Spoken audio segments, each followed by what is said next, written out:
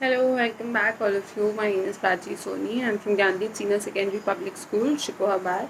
And today we are here to study class 12th NCERT Geography, India, People and Economy. In the last class we were talking about transport and communication, and in the same section we have completed the roadways, in which we talked about national highways, state highways, district roads, border roads and several other types of roads. Now on we would be starting with rail transport, but before that there is a project called Bharatmala. So we would be talking about it in brief. So Bharatmala is a proposed umbrella scheme, एक scheme है, एक project है. This is also related to roadways. Development of state roads along coastal borders. इसमें क्या है, coastal borders जो हमारे coastal areas है साउथ इंडिया में, उनके आसपास हमको कोस्टल बॉर्डर्स पे रोड्स बनानी है, including connectivity of non major ports. आपके कुछ मेजर पोर्ट्स होते हैं और कुछ माइनर पोर्ट्स होते हैं. तो नॉन मेजर यानी कि जो पोर्ट्स मेजर नहीं है उनकी भी कनेक्टिविटी मेजर माइनर पोर्ट्स के साथ एक दूसरे की मिक्स करनी है.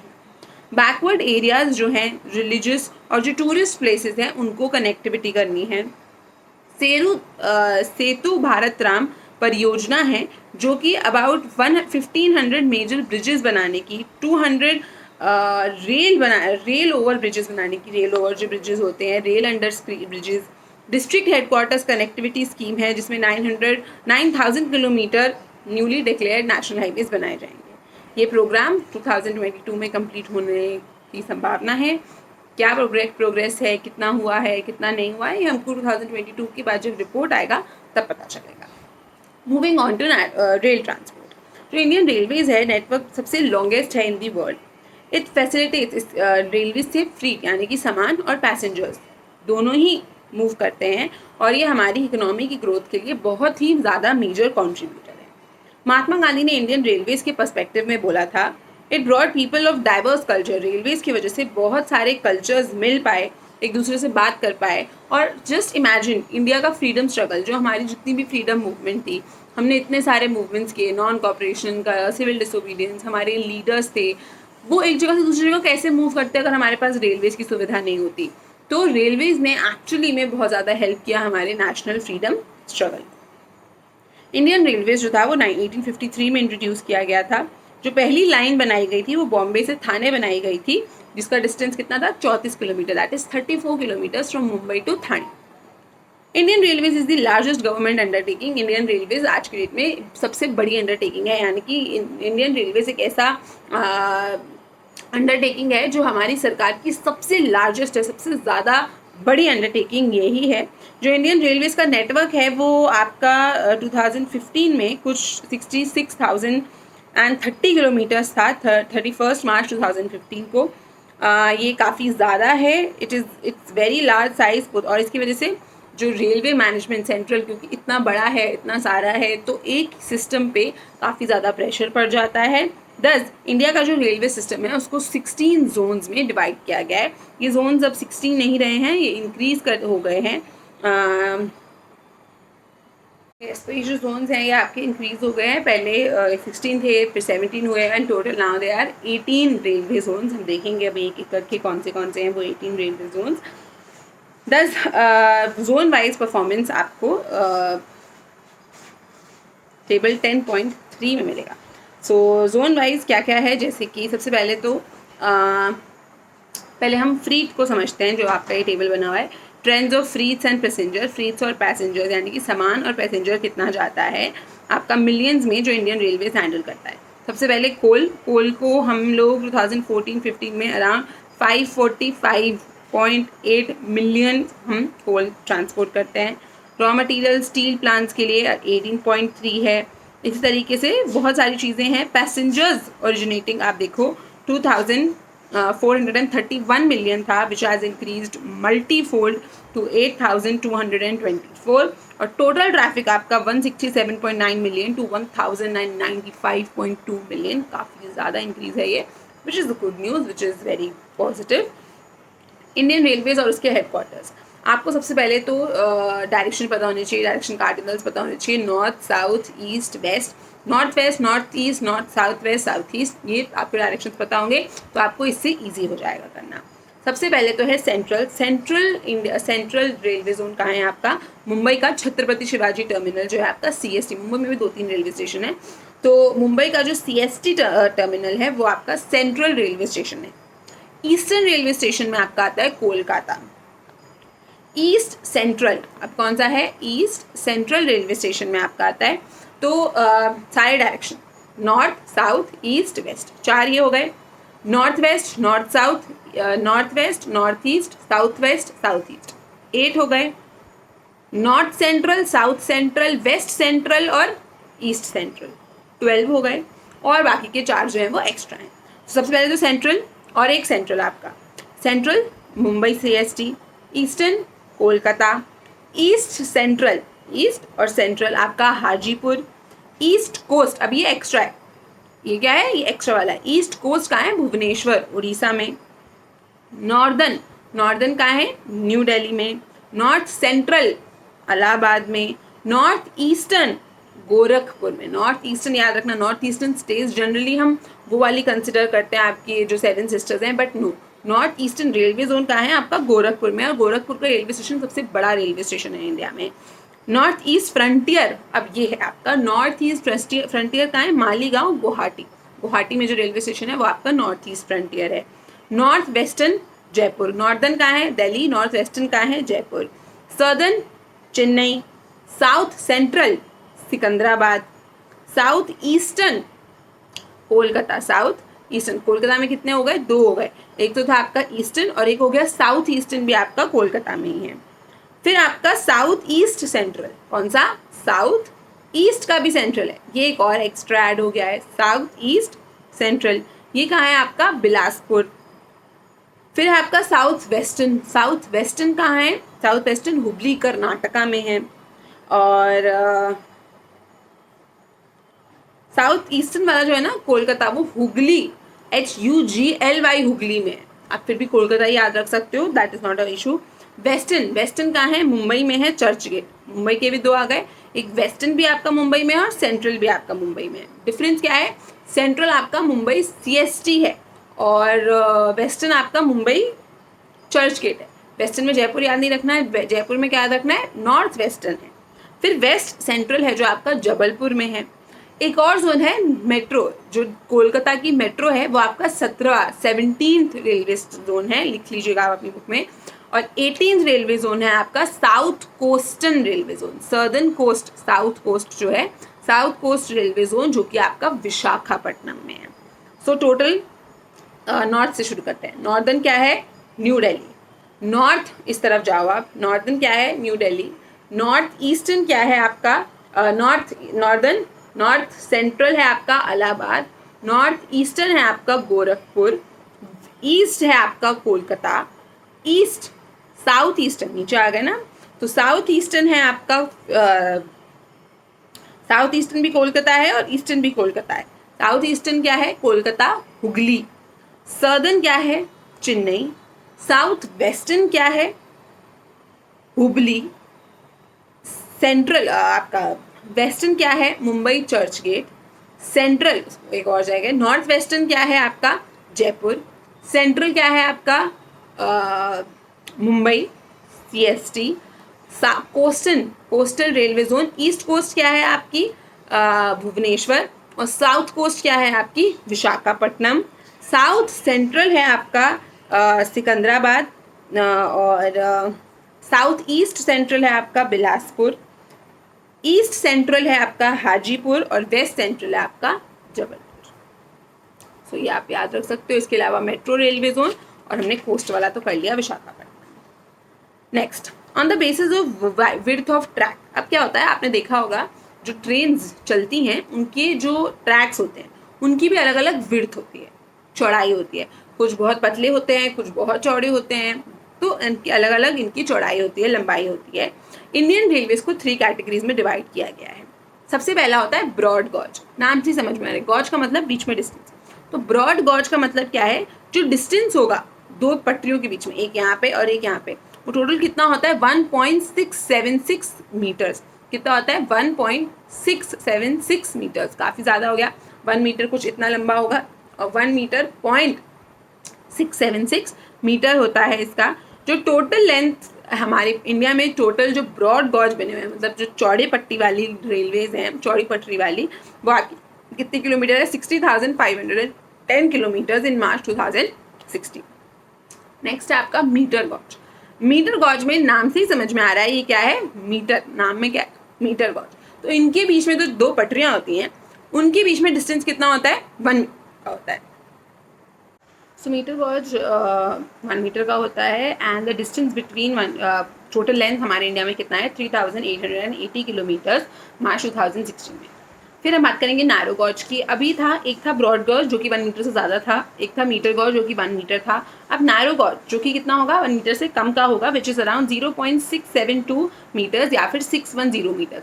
अब ये कहाँ होता है? ये आपने अगर टॉय ट्रेन्स देखी हैं जो कि हिली एरियाज वगैरह में होती हैं, छोटी छोटी, जिनकी पटरी काफ़ी छोटी होती है, रोड की साइड में ही आपको दिख जाएंगी, टॉय ट्रेन्स जिनको बोलते हैं, उनका जो ट्रैक होता है वो जनरली नैरो गॉज होता है। The total length of narrow gauge is around 2,297 kilometre मार्च 2016 में। जनरली हिली एरियाज में ही आपको नैरो गॉज मिले। इंडियन रेलवेज ने लॉन्च किया है एक प्रोग्राम जिसमें हम जो भी मीटर गॉजेज हैं जो कि 1 मीटर के हैं और जो कि नैरो गॉजेज हैं, उन सबको हम ब्रॉड गॉज में कन्वर्ट करना चाहते हैं। मोर ओवर जो स्टीम इंजन्स थे उन्होंने रिप्लेस किया था डीजल और इलेक्ट्रिक इंजन्स को, क्योंकि जो पहले स्टीम इंजन्स थे वो छोटे होते थे, अब डीजल इलेक्ट्रिक इंजन्स आ गए हैं जो कि बड़े होते हैं, इनकी कैपेसिटी ज़्यादा होती है और इनकी हॉलेज कैपेसिटी भी ज़्यादा होती है। दैट इज़ वाई हमको ब्रॉड गेज की ज़रूरत होती है, हमको ब्रॉड गेज की ज़रूरत होती है for our railways. The replacement of steam engines run by coal has also improved the improvement of the station. तो जो रिप्लेसमेंट हुआ, स्टीम इंजन चेंज हुए, स्टीम इंजन पहले स्टीम इंजन यूज़ होते थे, अब मीटर डीजल कोल इंजन यूज़ होते हैं, उनकी वजह से जो इन्वायरमेंट ऑफ दी स्टेशंस का भी इन्वायरमेंट पहले से बेटर हो गया है। Metro rail has revolutionised the urban transport system in Kolkata, Delhi, Mumbai में तो पहले से रेलवे सिस्टम चल ही रहा था। तो ये मेट्रो रेल की वजह से भी जो हमारा रेलवे नेटवर्क है, जो रेलवेज़ हैं, वो काफ़ी ज़्यादा रेवोल्यूशनरी हो गया। इतना स्पीड, मेट्रो का speed is very good and it takes you to different places. आप आसानी से कहीं से भी कनेक्ट कर सकते हो। Replacement of diesel buses, diesel जो बसेस चलती थी अब हमने इसको CNG रन व्हीकल्स कर दिया है। एंड जो इंट्रोडक्शन है मेट्रो का, ये भी जो अर्बन सेंटर्स है वहाँ पे पॉल्यूशन, क्योंकि इलेक्ट्रिसिटी पे चलती है तो अर्बन पॉल्यूशन काफ़ी ज़्यादा कंट्रोल होता है। कोंकण रेलवे है आपकी इम्पॉर्टेंट अचीवमेंट है इंडियन रेलवेज़ का, जो कि हमने कोंकण रेलवे बनाया था 1998 में। ये 760 किलोमीटर यानी कि 760 किलोमीटर का लंबा रेलवे कनेक्टिंग है, जो कि महाराष्ट्र के रोहा से लेके कर्नाटका के मैंगलुरु तक जाता है। हम इसमें इतना चैलेंजिंग क्या है, ये वेस्टर्न घाट्स की इस तरफ बहुत ही कम कोस्टल प्लेन्स हैं, बहुत पतली जगह है, वहाँ पे ये रेलवे जोन बना हुआ है। आपका कोंकण रेलवे जो है आपकी, ये आपकी महाराष्ट्र, रोहा महाराष्ट्र से मैंगलोर कर्नाटका तक जाती है। इसको एक इंजीनियरिंग मार्वल बोलते हैं, यानी कि इंजीनियरिंग के फील्ड में it's marvellous, it's very good. It crosses 146 reverse को क्रॉस करके आगे बढ़ती है। स्ट्रीम्स हैं इस पूरे पे, कम से कम 2000 ब्रिजेस बनाए हुए हैं रेलवे पे, 91 टनल्स हैं, क्योंकि वहाँ पे ऑब्वियसली वेस्टर्न घाट्स है तो वहाँ पे पहाड़ है, उसके अंदर 91 टनल्स बना रखे हैं। एशिया का जो लार्जेस्ट टनल है, जो कि नियरली कुछ 6.75 किलोमीटर का है, वो भी इसी रूट पे लाया करता है। महाराष्ट्र, गोवा, कर्नाटका कुछ ऐसी स्टेट्स हैं जहाँ पे ये कोंकण रेलवे का पैटर्न चलता है। Areas around towns, raw material, अब टाउन्स के आसपास के एरियाज जहाँ पे रॉ मटेरियल मिलता है, प्लांटेशंस होती है, कमर्शियल क्रॉप्स हैं, यहाँ पे हिल स्टेशंस हैं, कंटोनमेंट एरियाज हैं, were well connected by railways from the British colonial era. British colonial era के टाइम से ही वो टाउन जहाँ से रिसोर्सेज मिलते हैं, जो कि पोर्ट्स के आसपास होते हैं, जो कि इनके प्रोविंसेस की कैपिटल होते थे, उनको रेलवे से कनेक्ट कर दिया गया था। These were mostly developed for the exploitation of resources. But railways को बनाने का मेजर पर्पज़ ये नहीं था कि हमारे इंडियंस के लिए ईज हो, बट इसको बनाने का मेजर पर्पज़ था कि किस तरीके से एक्सप्लॉयटेशन हो सके रिसोर्सेज का, यानी कि जो हमारे इंडियन रिसोर्सेज थे वो उसको एक जगह से दूसरी जगह पे लेकर। इनको मेन काम था रिसोर्सेज एक्सप्लॉयट करना, कि किस तरीके से रिसोर्सेज को, इंडिया के जो रॉ मटेरियल्स है उसको ज़्यादा से ज़्यादा यूज़ किया जा सके। After the independence of the country, railway routes have been extended to other areas too. हमारी कंट्री की इंडिपेंडेंस के बाद जो हमारे रेलवे रूट्स थे उनको अलग अलग एरियाज़ में लेके जाया गया, उनको अलग एरियाज़ में डेवलपमेंट करी गई इनकी। जो मोस्ट सिग्निफिकेंट डेवलपमेंट थी वो कोंकण रेलवे की थी, जो हमने अभी पढ़ा, जो कि क्या है, जो वेस्टर्न कोस्ट में है, जो कि मुंबई और मैंगलुरु को कनेक्ट करती है। Railway continues to remain the main means of transport मोदी मासेज। आज की डेट में भी जो रेलवे है बहुत इंपॉर्टेंट मीन्स ऑफ कम्युनिकेशन है। मासेज यानी कि काफ़ी बड़े ग्रुप के लिए जो रेलवेज है एक बहुत इंपॉर्टेंट मीन्स ऑफ ट्रांसपोर्टेशन है। Railway network is relatively less dense in the hill states. जो हिली स्टेट्स हैं वहाँ पे जो रेलवे का नेटवर्क है वो थोड़ा सा लेस डेंस है, यानी कि बहुत ज़्यादा रेलवे नेटवर्क्स नहीं है, बहुत ज़्यादा स्टेशन नहीं है, डेंसिटी कम है। नॉर्थ ईस्टर्न स्टेट्स में भी कम ही है। Central parts of India and Rajasthan, आपकी इन कुछ एरियाज में जो रेलवेज है वो बहुत ज़्यादा प्रोमिनेंट नहीं है, थोड़ा कम है, स्पेसिफिकली बिकॉज यहाँ पे रेलवे जोन्स बनाने के लिए, रेलवे स्टेशंस बनाने के लिए जो टेरेन है वो सूटेबल नहीं है, डेजर्ट के बीच में प्रॉब्लम है।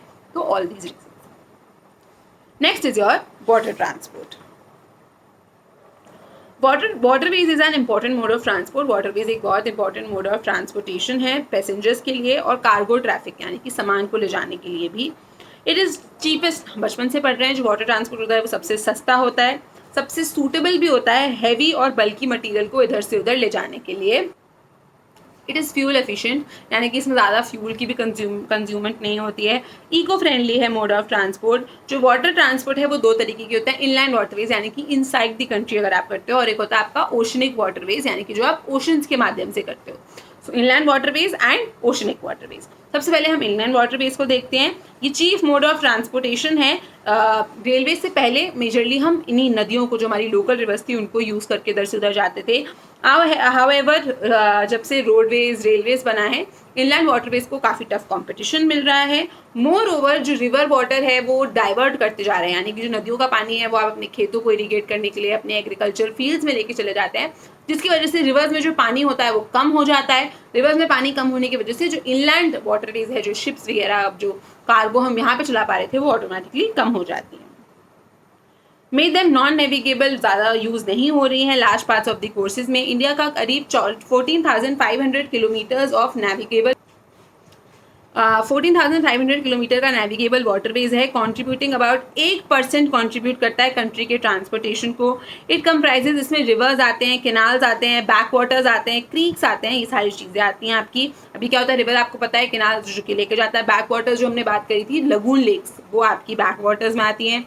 क्रीक्स क्या होती हैं, दो लैंड मासेस के बीच में अगर बहुत पतला सा एरिया होता है, उसके बीच में अगर पानी दलदल हो जाता है तो उसको क्रीक बोलते हैं। एट प्रेजेंट 5,685 किलोमीटर की जो मेजर रिवर्स हैं वो नेविगेबल हैं, और उनमें हम बॉटम वेसल्स थोड़े बहुत इधर उधर लेके जा रहे हैं सामान। For the development maintenance regulation national waterways को हमने इनलैंड वाटरवेज अथॉरिटी सेटअप करी थी 1986 में। इसका जो हेडक्वार्टर है वो आपका नोएडा में। The following waterways have been declared as the national waterways. कुछ वाटरवेज हैं, बुक में आपके 5 दिए हुए हैं, there are 6 national waterways. So national waterways by the government, ये भी हम देखते हैं। द इनलैंड वाटरवेज अथॉरिटी ने 10 अदर इनलैंड वाटरवेज को आइडेंटिफाई किया है जिनको हम अपग्रेड कर सकते हैं। जो बैक वाटर्स केरला का, जो मैंने आपको बताया, जहाँ पे लगून लेक, वेम्बनाड जो लेक है, उसकी काफ़ी ज़्यादा स्पेसिफिक सिग्निफिकेंस है इनलैंड वाटरवेज के केस में। Apart from providing cheap means of transport के अलावा ये लार्ज नंबर ऑफ टूरिस्ट को, केरला के बहुत लार्ज नंबर ऑफ टूरिस्ट को भी अट्रैक्ट करते हैं। जो नेहरू ट्रॉफी एक बोट रेस होती है जिसको हम बल्लम कली बोलते हैं, वो भी इस वेम्बनाड लेक में होती है, विच इज़ वेरी इंपॉर्टेंट, आपको ये याद रखना पड़ेगा। Next is your oceanic roots.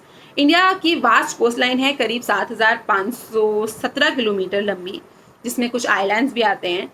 12 major और 185 माइनर, 12 मेजर और 185 माइनर पोर्ट्स हैं हमारी कंट्री में, जो कि इंफ्रास्ट्रक्चरल सपोर्ट यानी कि जो कि पोर्ट्स, अब जैसे रेलवेज के लिए स्टेशन बनते हैं, उनके डेवलप करने के लिए फैक्ट्रीज, उस तरीके से शिप्स के लिए पोर्ट्स होते हैं जहाँ पे आके अपना सामान उतारती हैं। तो इंडिया में कुछ 12 मेजर और बाकी के 185 माइनर पोर्ट्स हैं।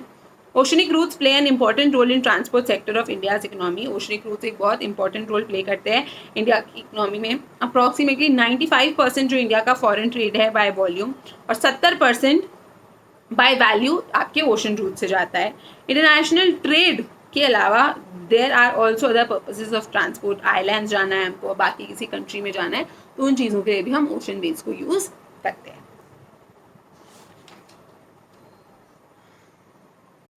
So that's it for today. आज के लिए हम इतना ही करते हैं. And in the upcoming classes I will tell you all the national water inland waterways का थोड़ा सा description with maps. And also we will be covering the air transport. So thank you so much for coming and watching this video. Please do hit the like button if you like the session. Thank you so much and have a nice day.